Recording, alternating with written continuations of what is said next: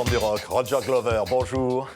Nous sommes ravis de vous recevoir aujourd'hui. C'est Deep Purple, c'est un groupe absolument mythique dans l'histoire de la musique contemporaine. 50 ans de musique avec Montreux Jazz Festival, notamment, on va en parler dans quelques instants. Infinite, c'est le nouvel album qui arrive. On a l'impression que c'est une tournée qui ne s'arrêtera jamais, Roger Glover. Well, it will end at some point, but we can't say when, which is why we're calling it the Long Goodbye Tour. It could also be called the Very, Very Long Hello Tour, but that's too far to go back. The truth is, we're of an age where we know that we will sooner or later have to stop. And until that time, we're going to carry on, but we don't know when that time is. It's a very emotional thing to be able to say after 50 years, right, this is it. And we're not that brave yet. I think time will tell, and we'll see how things go. C'est Infinite, nouvel album de Deep Purple.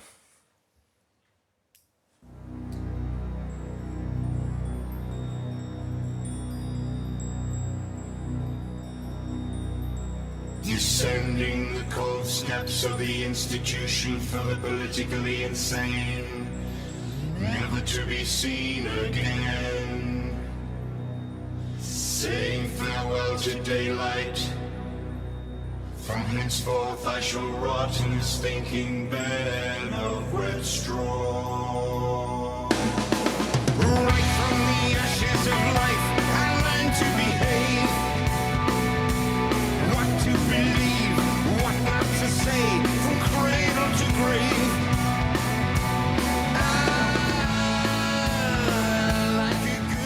C'est le même plaisir que le premier jour, Roger Glover, de jouer comme ça avec Deep Purple. I don't think we'd be doing it this long if it wasn't a pleasure. Yes, of course. It's more than a pleasure. It's a privilege. It's a calling. It's a history.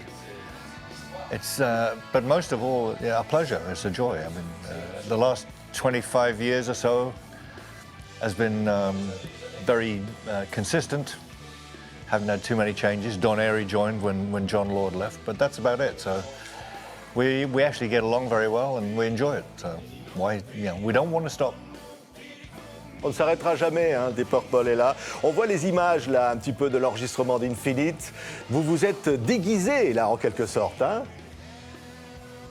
Yeah, the whole thing actually, was dreamed up by the record company. I'd like to say that it was our idea, but it's not.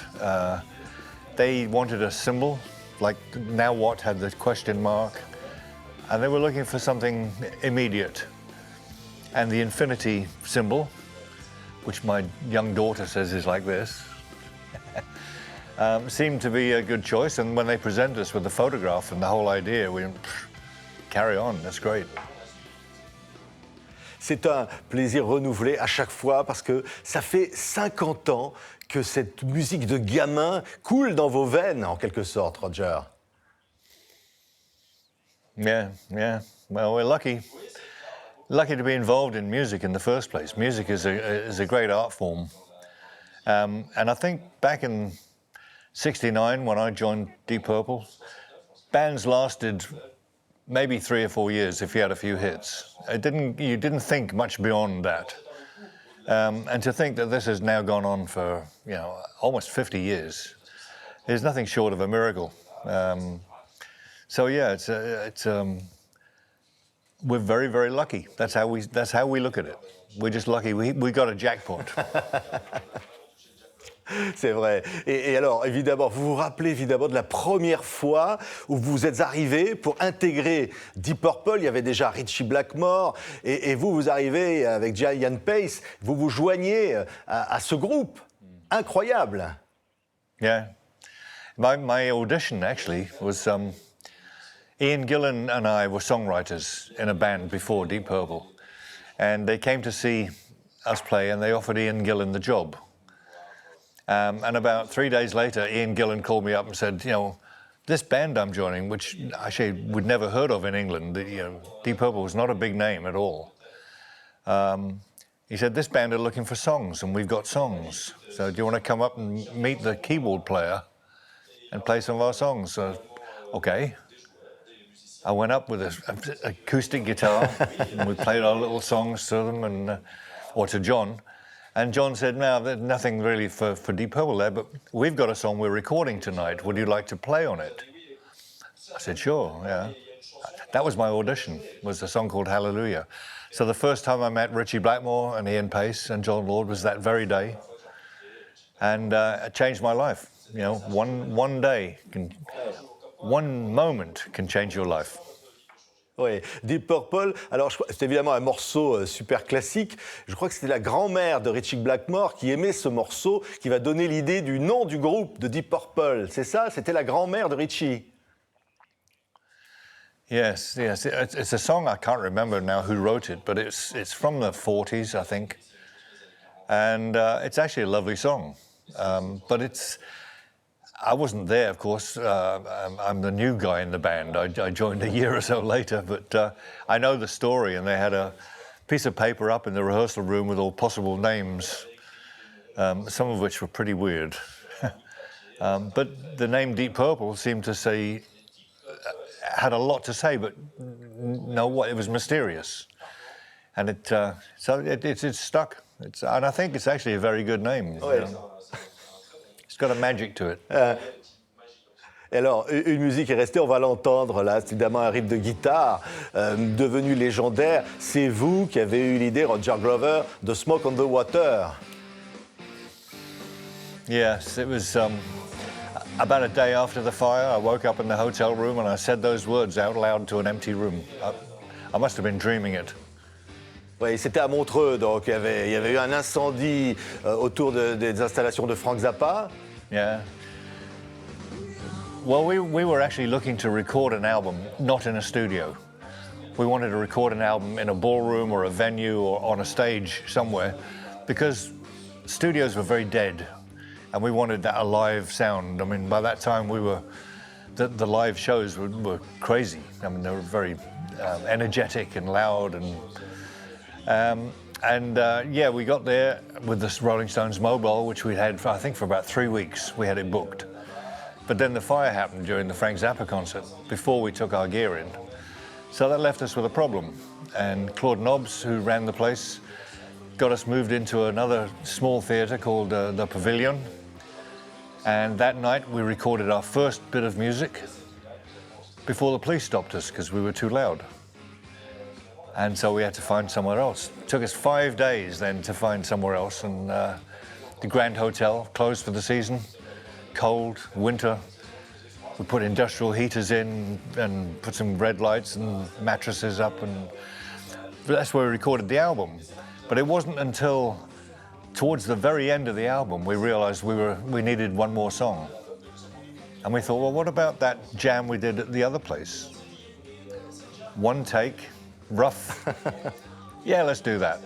Just call it Smoke on the Water and write the story about us being here.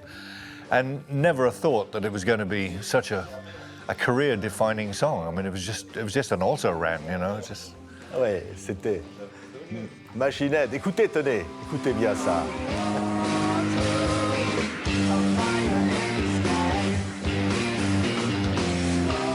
C'est évidemment le feu dans le ciel. Hein. Et Claude Nobbs, évidemment, fondateur du Montreux Jazz, que vous citez dans la chanson. Et là, vous avez été invité d'honneur du 50e anniversaire du Montreux Jazz Festival, que vous avez clos avec Deep Purple. Évidemment, vous êtes très lié à Montreux, à Claude Nobbs. Yeah. Yeah, we actually played in the casino 2 times before we made the record there. But it was just a gig. It wasn't the jazz festival. And it wasn't until quite a few years later that we did our first jazz festival. Because originally it was really pretty much jazz. It's only as the years passed it encompassed blues and then rock and so on. But now we've done it, I think, 6 times or something like that. And yeah, including the 50th one. And Claude, bless him, it's odd being there without him.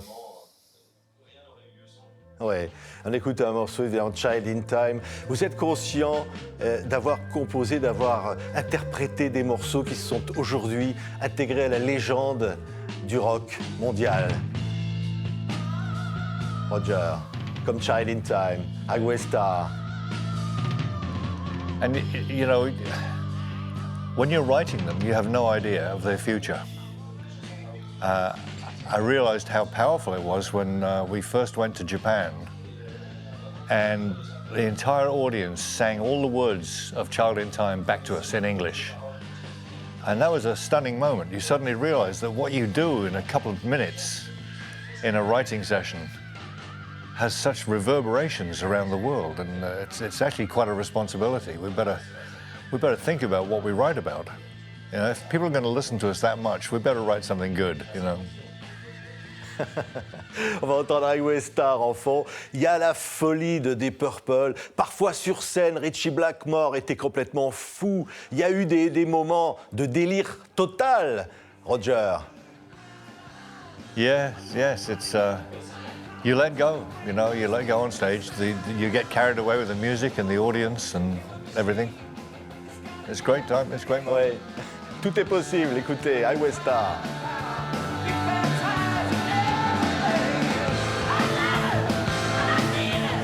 Évidemment, c'est tout à fait mythique, Roger. Vous allez produire des artistes incroyables comme Rory Gallagher. Vous allez suivre les carrières de Nazareth. Vous allez jouer avec Ritchie Blackmore dans son propre groupe. Et vous allez même faire Butterfly Ball, que toute la France va fredonner, Love is All. Ça, c'est magique aussi, quand une musique, une chanson, une mélodie est reprise par tout le monde. That's what I'm talking about, the responsibility. When you write something and people, you know, recognize it and can sing it back to you years later, then it's a pretty special moment. And that was, of course, sung by Ronnie Dio, who we just discovered. He was an unknown singer in a New York rock band, well, a pub band, or a club band, really. And I heard his voice and it blew me away. So, yeah, he's the natural voice of it. Ouais. Alors je crois que vos parents avaient un pub, Roger, là où à Londres, on aime la musique. Finalement, le rock, c'est quoi pour vous, Roger? C'est quoi la musique, être rock? Well, rock started with Lonnie Donegan, which is the first time I'd heard real gritty music from the South, the American South. Songs about poverty and blues and murders and prison and escape and real life, as opposed to the sort of sentimental stuff that we got when I was growing up after the war. And then right on the heels of Skiffle came Elvis Presley and Little Richard and Chuck Berry and Eddie Cochran and Buddy Holly, and just, I mean, an avalanche of rock stars. And it was, as I was then 10, 11 years old, absolutely ready to be, you know, taken in by this music. And this music has ruled my life ever since. Oui, et ça n'arrêtera jamais. Quand je disais, ça coule dans vos veines, hein, Roger. Prendre une guitare, aller sur scène, sentir le public, la foule, et sentir que c'est une musique finalement universelle que vous jouez. Yeah, it is. It is. It has no boundaries. We play all over the world, whether people speak English or not. We play there. We have an audience everywhere. We're very lucky. And I think people, wherever they are in the world, go to see a rock show for the same reason. It's a release. It's a release of emotions. It's a joyous celebration of life. It's not doom and destruction. You know, it's a lot of heavy metal can be, but you know, it's a bit like a circus act, really. But we've never been that circus act. We've just been musicians who like to play music in a certain way, and it's got power to it. Ouais, et puis vous dire que vous en avez rendu des gens heureux avec des albums comme ça et tant d'autres entrés dans l'histoire. Allez, c'est Infinite, Roger, infini. Ça n'arrêtera jamais, comme le titre du nouvel album. Dites-nous-le, ça n'arrêtera jamais, Deep Purple. Allez. Well, we will stop, but the music won't. That's the way we look at it.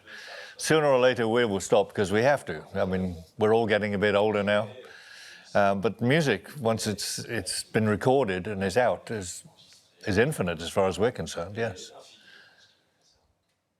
Merci beaucoup, Roger Glover. Infinite. Et puis on se quitte avec Smoke on the Water encore quelques instants. Nous étions vraiment ravis de vous recevoir et vous dire merci pour tout. Merci, Roger.